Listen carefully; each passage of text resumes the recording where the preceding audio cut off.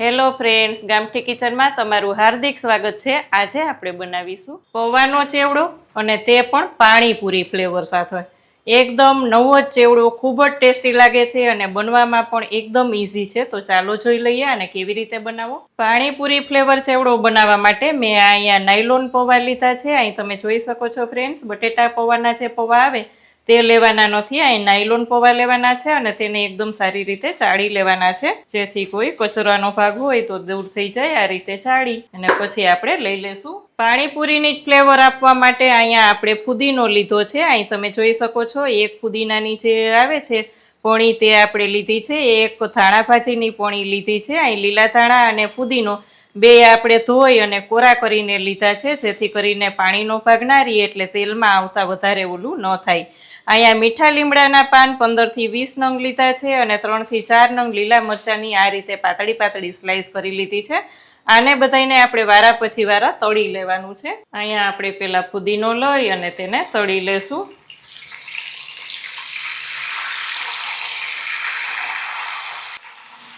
એકદમ ક્રિસ્પી ના થાય ત્યાં સુધી આપણે તળી લેશું, જેથી કરીને પાણીનો ભાગ ના રહે। અહીંયા આપણો ફુદીનો એકદમ સરસ ક્રિસ્પી થઈ ગયો છે। કાણાવાળા બાઉલમાં લઈ લેશું। તેવી જ રીતે આપણે લીલા ધાણાને પણ તળી લેશું।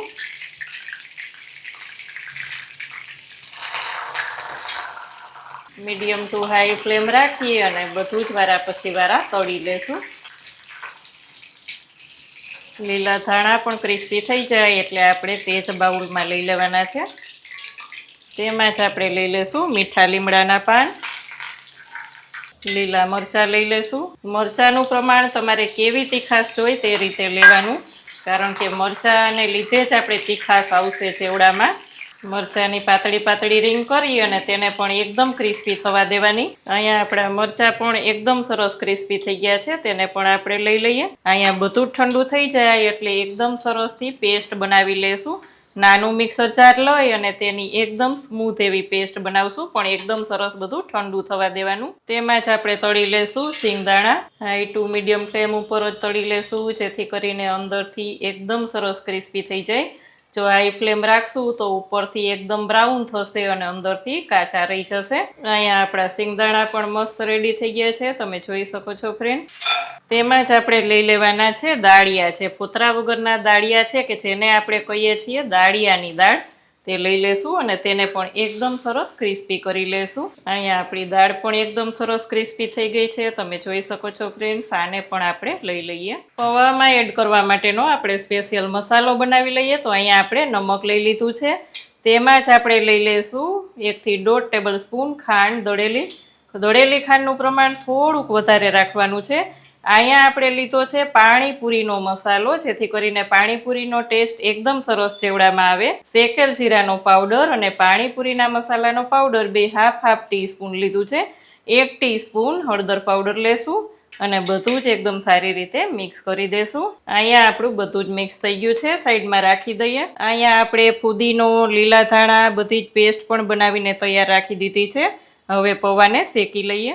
અહીંયા આપણે ફ્લેમને એકદમ મીડિયમ રાખી અને પૌવાને રોસ્ટ કરી લેવાના છે, જ્યાં સુધી એકદમ ક્રિસ્પી ના થાય ત્યાં સુધી સતત ચલાવશું। અહીંયા આપણા પૌવા એકદમ સરસ ક્રિસ્પી થઈ ગયા છે, તમે જોઈ શકો છો। અહીંયા આપણા પૌવા શેકાઈ ગયા છે, તેમાં જ આપણે બનાવેલી પેસ્ટ એડ કરી દેશું। પેસ્ટ એડ કરી અને બે હાથની મદદથી સારી રીતે એકદમ સરસ કોટ કરી લેશું। અહીંયા આપણા પૌવા એકદમ સરસ કોટ થઈ ગયા છે, તેમાં જ આપણે લઈ લેવાનો છે જે બનાવેલો મસાલો। એમાં જ આપણે લઈ લેશું શેકેલા સિંગદાણા, શેકેલી દાળ, બધું જ એડ કરી અને સારી રીતે મિક્સ કરી લેશું તેલ વગર। અને એટલા મસ્ત આ ચેવડો બને છે કે એકવાર ચોક્કસ ટ્રાય કરવા જેવો છે। તેને પણ આપણે હાથની મદદથી જ એકદમ સરસ મિક્સ કરી દઈએ।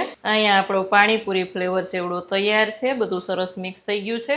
એકદમ નવો જ ચેવડો એટલે કે પાણીપુરી ફ્લેવર ચેવડો તૈયાર છે। તમે પણ ચોક્કસ આ રીતે બનાવો અને તમારા રિવ્યૂ મારી સાથે શેર કરો। કેવી લાગી આજની રેસીપી? જો સારી લાગે તો વિડીયોને લાઇક કરજો, શેર કરજો, ચેનલમાં નવા હોય તો સબસ્ક્રાઈબ કરીને બેલ આઇકોન પ્રેસ કરજો। આવજો ફ્રેન્ડ।